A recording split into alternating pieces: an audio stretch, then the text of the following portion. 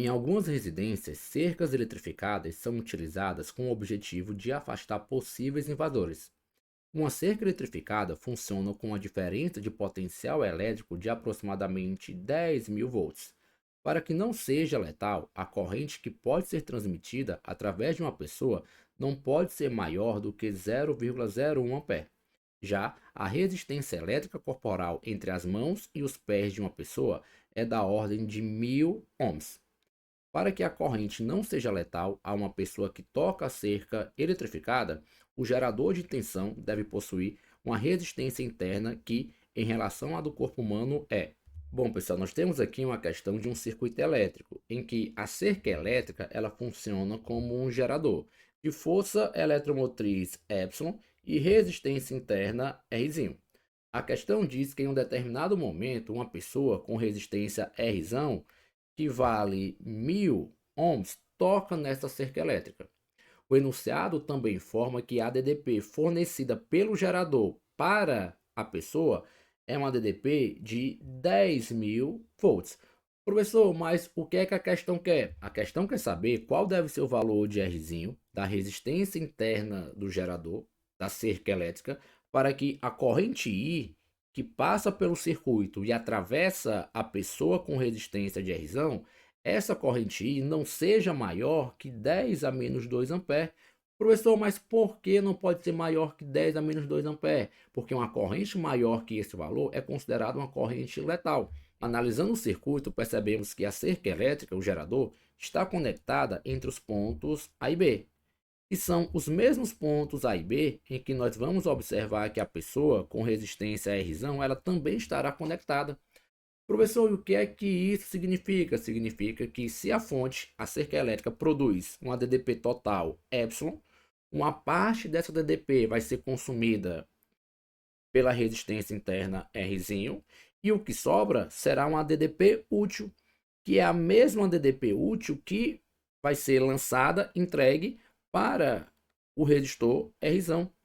Sim? Professor, e vale quanto essa DDP útil? A questão informa que vale 10 elevado a quarta volts ou 10.000 volts. Ah, professor, e agora? Bom, agora podemos analisar simplesmente utilizando a primeira lei de Ohm. Já que R e R estão em série, a primeira lei de Ohm fica da seguinte forma: U é igual a R equivalente vezes I. Temos então que U é igual a R mais R vezes I. Substituindo os valores, temos que a DDPU vale 10 a quarta, a resistência R, que é a resistência da pessoa, vale 10 a terceira, mais R, que é o valor que nós queremos descobrir, e a corrente I, ela não pode exceder, passar do valor de 10 a menos 2 ampere. Sim? Podemos ainda fazer que 10 elevado à quarta dividido por 10 elevado a menos 2, isso é igual a 10 à terceira mais R. Ou ainda temos que 10 elevado à sexta é igual a 10 à terceira mais R. Vamos reescrever 10 elevado à sexta de uma outra forma.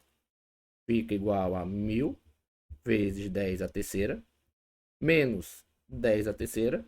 Tudo isso é igual a R. Concordo? Colocando o 10 à terceira em evidência, ficamos que R é igual a 10 à terceira, que multiplica 1.000 menos 1. Ou ainda que a resistência R vale 999 vezes 10 à terceira ohms.